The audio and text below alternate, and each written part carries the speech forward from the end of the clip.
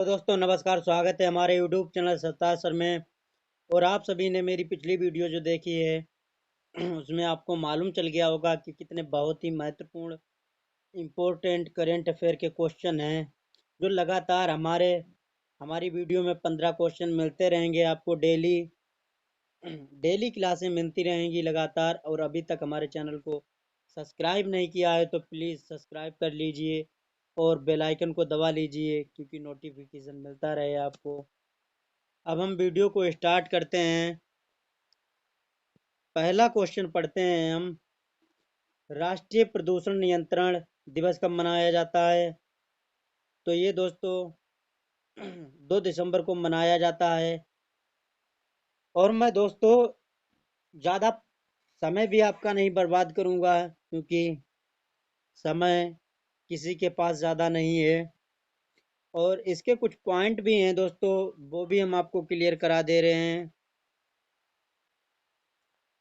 इसका पहला पॉइंट है 1 दिसंबर विश्व एड्स दिवस BSF का 58वां स्थापना दिवस मनाया जाता है। और दूसरा पॉइंट है इसका 2 दिसंबर विश्व कंप्यूटर साक्षरता दिवस दासता के उन्मूलन का अंतर्राष्ट्रीय दिवस मनाया जाता है। और 3 दिसंबर को विकलांग लोगों का अंतर्राष्ट्रीय दिवस विश्व संरक्षण के दिवस को मनाया जाता है। और 4 दिसंबर को नौसेना दिवस मनाया जाता है। और 5 दिसंबर को आर्थिक और सामाजिक विकास के लिए अंतर्राष्ट्रीय समन्वय सेवक दिवस मनाया जाता है। अगला क्वेश्चन हमारा है। अगला क्वेश्चन हमारा है 23वां हॉर्न बिल महोत्सव कहाँ से शुरू हुआ था? ये नागालैंड से शुरू हुआ था। और इसके भी कुछ पॉइंट हैं दोस्तों, वो भी हम आपको क्लियर करा दे रहे हैं। इसका पहला पॉइंट है नेबा कार्यक्रम को लागू करने वाला पहला राज्य नागालैंड ही है। और दूसरा पॉइंट है हमारा केंद्रीय कृषि मंत्री ने नागालैंड में हार्नी टेस्टिंग लैब का उद्घाटन किया था। तीसरा पॉइंट है हमारा नागालैंड के मुख्यमंत्री ने सार्वभौमिक स्वास्थ्य बीमा योजना शुरू की है। अगला क्वेश्चन हमारा भारत और किस देश ने 1500 करोड़ रुपए के EDCF ऋण के लिए समझौते पर हस्ताक्षर किए हैं? तो दोस्तों वो दक्षिण कोरिया है जिसने हस्ताक्षर किए हैं। अब इसके पॉइंट भी हैं, वो भी समझ लेते हैं। इसका पहला पॉइंट है ओसिनिक्स सिटी नामक तैरता हुआ शहर साउथ कोरिया में स्थापित किया जा रहा है। यूसुक योल दक्षिण कोरिया ने नए राष्ट्रपति बनाए हैं। स्पेस ने दक्षिण कोरिया के सैन्य उपग्रह N6-2 को सफलतापूर्वक भी लॉन्च किया है। और अगला पॉइंट हमारा है अपना पहला स्वदेशी अंतरिक्ष रॉकेट नूरी लॉन्च किया था। अगला हमारा क्वेश्चन है अगला क्वेश्चन है AAA के नए अध्यक्ष चुने गए हैं। तो दोस्तों ये वो हैं प्रशांत कुमार, इन्हें AAA के नए अध्यक्ष चुना गया है। और इसके पॉइंट हैं, पॉइंट को समझ लीजिए। प्रीति सूदन को संघ लोक सेवा आयोग का सदस्य नियुक्त किया गया। लक्ष्मी वेंकटेश को इंस्टीट्यूट कर्नाटक का नया अध्यक्ष नियुक्त किया गया। SBI ने सुंदरण राममूर्ति को बैंस का नया MD या CEO को घोषित किया है। अगला पॉइंट हमारा है गुजरात के क्रिकेट संघ का नया अध्यक्ष धनराज परिमल नाथवानी को चुना गया। अगला हमारा क्वेश्चन है किस देश की नौसेना ने क्रूज मिसाइल के खिलाफ लंबी दूरी की इंटरसेप्टर मिसाइल का सफल परीक्षण किया है? तो ये दोस्तों इजराइल देश है जिसने इंटरनेशनल मिसाइल का सफल परीक्षण किया है। इसके पॉइंट भी बहुत इंपॉर्टेंट हैं, पॉइंट समझ लीजिए। पहला पॉइंट है हमारा यूए के इजराइल ने पहले अरब मुक्त व्यापार समझौते पर हस्ताक्षर किए हैं। दूसरा पॉइंट है हमारा इजराइल ने नई नौसेना वायु रक्षा प्रणाली सी डोमे का सफल परीक्षण किया है। अगला पॉइंट हमारा है इसाक हरजोंग ने नए राष्ट्रपति बनाए हैं। अगला पॉइंट हमारा है ओफके ओफेक 16 नामक स्पाई सैटेलाइट लॉन्च किया है। बहुत ही इंपॉर्टेंट पॉइंट है। अगला क्वेश्चन हमारा है अगला क्वेश्चन हमारा आंध्र प्रदेश के मुख्य सचिव के रूप में किसे नियुक्त किया गया? तो दोस्तों ये भी आपको पता होना चाहिए, ये जवाहर रेड्डी हैं जिन्हें चुना गया है। और इसके पॉइंट भी बहुत ही जबरदस्त हैं, पॉइंट को समझ लीजिए। अग्निकुल कासमास ने भारत का पहला निजी लॉन्च पैड श्रीहरिकोटा में स्थापित किया है। इसरो ने पहले निजी रॉकेट का सफलतापूर्वक प्रक्षेपण श्रीहरिकोटा से ही किया था। अगला पॉइंट हमारा है वित्त मंत्री निर्मला सीतारमण ने आंध्र प्रदेश में नए हिफ्ट का परिसर का उद्घाटन किया है। अगला पॉइंट है हमारा भारतीय नौसेना ने आंध्र प्रदेश में अपतटीय सुरक्षा अभ्यास प्रस्थान किया है। अगला पॉइंट हमारा है आंध्र प्रदेश सरकार ने पाठ्य पुस्तकों में फातिमा शेख पर एक पाठ शामिल किया है। बहुत ही इंपॉर्टेंट पॉइंट थे ये। अगला क्वेश्चन अग्नि वॉरियर अभ्यास का 12वां संस्करण कहाँ संपन्न हुआ था? ये संपन्न हुआ था महाराष्ट्र में। और इसके भी कुछ पॉइंट हैं वो भी क्लियर कर लेते हैं हम। पॉइंट हैं इसके, महाराष्ट्र सरकार ने स्वतंत्रता सेनानियों की पेंशन को दोगुना करने का फैसला किया है। दोस्तों महाराष्ट्र सरकार ने जो है वो पेंशन दोगुनी कर दी गई है।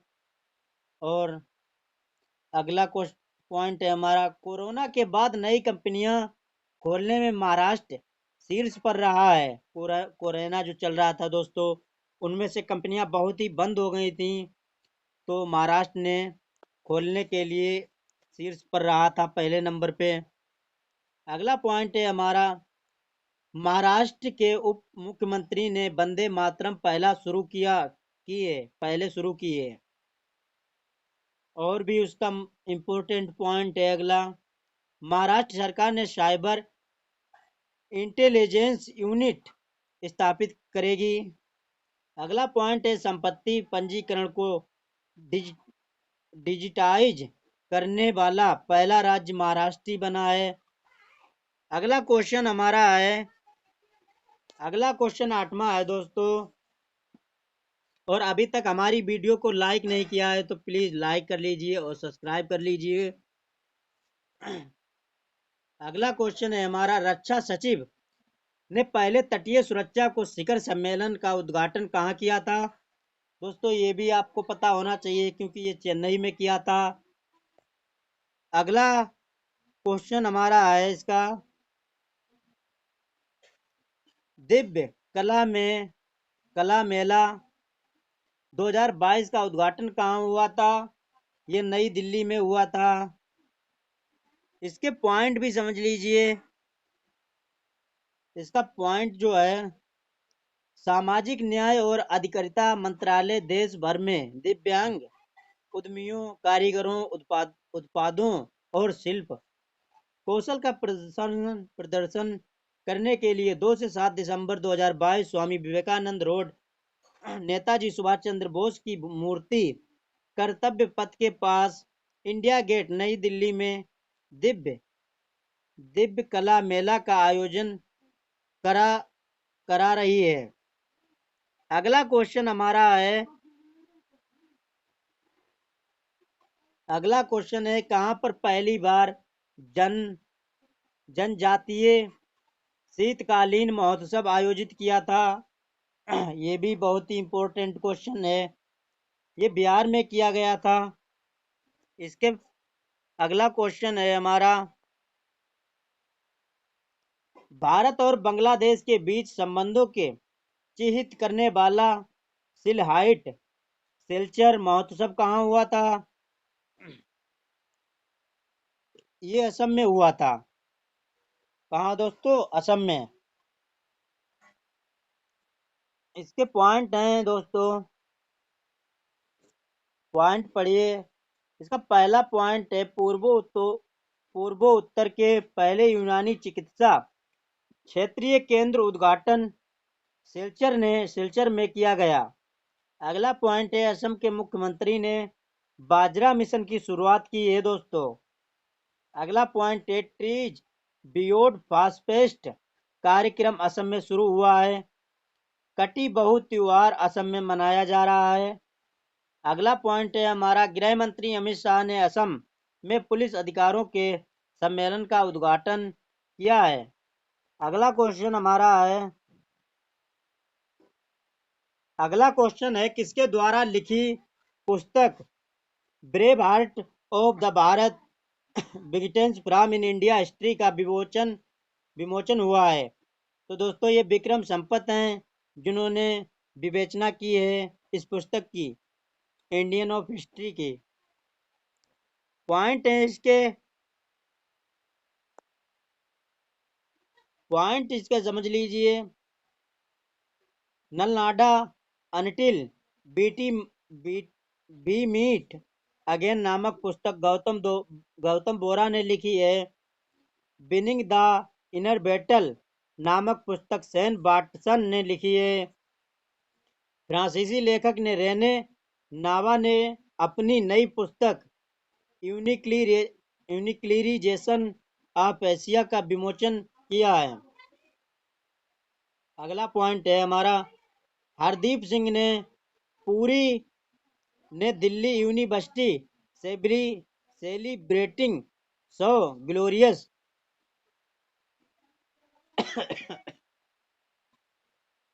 अगला पॉइंट है हमारा, साहिल सेठ ने अपनी पुस्तक एक कॉन्फ्यूडेंस माइंड स्टोरी का विमोचन किया है। आगे बढ़ते हैं दोस्तों।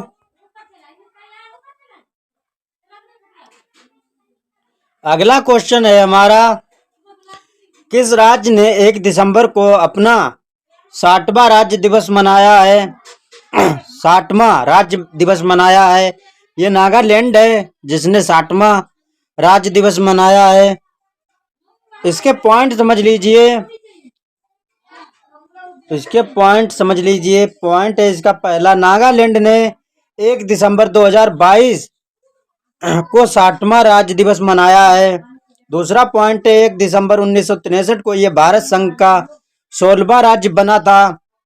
अगला पॉइंट है, इस अवसर पर मुख्यमंत्री नेफ्यू रियो ने नागालैंड पुलिस की सहयोग परियोजना तथा Nagaland police special operation group वाहनों का शुभारंभ किया है। और इसके पॉइंट समझ लीजिए। नागालैंड के मुख्यमंत्री नेफ्यू रियो हैं। नागालैंड के राज्यपाल जगदीश मुखी हैं। और अगला पॉइंट है इसका, नागालैंड की राजधानी कोहिमा है, ये भी आपको पता होगा। आगे बढ़ते हैं। अगला क्वेश्चन हमारा है, स्कूल शिक्षा विभाग के सचिव के रूप में किसने कार्यभार संभाला है? ये भी आपको पता होगा दोस्तों। ये संजय कुमार हैं जिन्होंने शिक्षा विभाग के रूप में कार्यभार संभाला था। इसके पॉइंट भी समझ लीजिए। पॉइंट है इसका, संजय कुमार ने 1 दिसंबर 2022 को शास्त्री भवन नई दिल्ली में स्कूल शिक्षा और साक्षरता विभाग के सचिव के रूप में पदभार ग्रहण किया था। आगे बढ़ते हैं दोस्तों। अगला क्वेश्चन है हमारा, और ये लास्ट भी है। किस राज्य ने मुख्यमंत्री वन डिस्ट्रिक्ट्स वन स्पोर्ट योजना शुरू की है? तो ये है हमारा दोस्तों उत्तर प्रदेश। उत्तर प्रदेश ने ही मुख्यमंत्री ने वन डिस्ट्रिक्ट वन स्पोर्ट योजना शुरू की थी। इसके इम्पोर्टेंट पॉइंट भी हैं, वो भी समझ लीजिए। इसके पॉइंट है, पहला, 2023 खेलो इंडिया यूनिवर्सिटी गेम्स की मेजबानी उत्तर प्रदेश भी करेगा। अगला पॉइंट है हमारा, उत्तर प्रदेश सरकार ने रामायण और महाभारत सर्किट बनाने का निर्णय भी लिया है। अगला पॉइंट है हमारा, उत्तर प्रदेश सरकार ने मथुरा वृंदावन को 2041 तक कार्बन न्यूट्रल टूरिस्ट डेस्टिनेशन बनाने की घोषणा की है। उत्तर प्रदेश ने पहले डेटा सेंटर का उद्घाटन ग्रेटर नोएडा में किया था। अगला पॉइंट है हमारा, उत्तर प्रदेश स्थित रानीपुर देश 53वां टाइगर रिजर्व भी बना है। बहुत ही इम्पोर्टेंट पॉइंट भी थे ये दोस्तों। अगर आपको वीडियो पसंद आई हो तो हमारी वीडियो लाइक कीजिए और शेयर भी कीजिए और कमेंट कीजिए। अगर जो कुछ भी समझ में नहीं आया तो कमेंट करके हमें